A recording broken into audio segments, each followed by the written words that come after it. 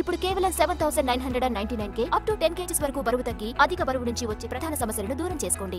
అంతర్జాతీయ నిపుణుల బృందం పోలవరం ప్రాజెక్టును పరిశీలిస్తోంది.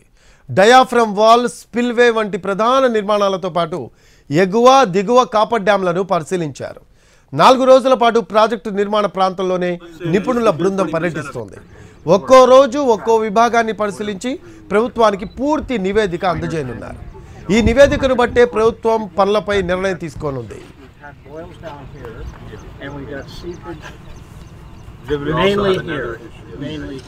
దీనిపై మరిన్ని వివరాలు పోలవరం ప్రాజెక్టు నుంచి మా కరెస్పాండెంట్ మల్లికార్జున్ అందిస్తారు. పోలవరం ప్రాజెక్టు పనులను పరుగులు పెట్టించేందుకు ఏపీ ప్రభుత్వం ముందడుగులు వేస్తోంది. అయితే అందుకు అనుకూలమైనటువంటి పరిస్థితులు ప్రాజెక్టు ప్రాంతంలో లేకపోవడంతో అంతర్జాతీయ స్థాయి నిపుణులను రంగంలో దించింది. ప్రస్తుతం అంతర్జాతీయ స్థాయి నిపుణుల బృందం పోలవరం ప్రాజెక్టు ప్రాంతంలో పర్యటిస్తుంది. ప్రధానంగా ఇక్కడ ఉన్నటువంటి సమస్యలు గతంలో నిర్మించినటువంటి 850 మీటర్ల మేర నిర్మించినటువంటి డయాఫ్రమ్ వాల్ ఏదైతే ఉంటుందో భూమి లోపల ఒక పునాది లాంటి కట్టడం గత వరదలు వచ్చినటువంటి సమయంలో ఆ వాల్ అనేది దెబ్బతింది. ప్రస్తుతం మనం చూస్తున్నటువంటి ప్రాంతంలోనే డయాఫ్రమ్ వాల్ అనే నిర్మాణం పూర్తయింది.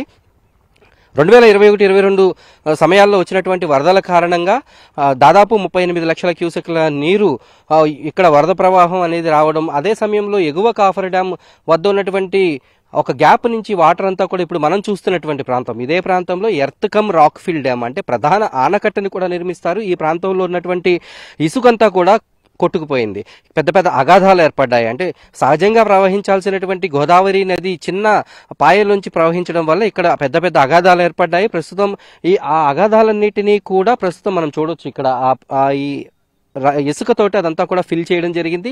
అయితే గతంలో దెబ్బతిన్నటువంటి డయాఫ్రమ్ వాల్ నిర్మాణం ఏదైతే ఉందో భూమిలో ప్రధాన ఆనకట్టకి పునాదిలాగా ఉండాల్సినటువంటి డయాఫ్రమ్ వాల్ దెబ్బతిన్నటువంటి నేపథ్యంలో ఇప్పుడు ఆ డయాఫ్రమ్ వాల్ని మరమ్మతులు చేయాలంటే దాదాపు 600 కోట్ల వరకు కూడా ఖర్చు అవుతుందని ప్రభుత్వం చెబుతోంది. అదే కొత్త నిర్మాణం కనుక చేపట్టినట్లయితే 900 కోట్ల వ్యయం అవుతుంది.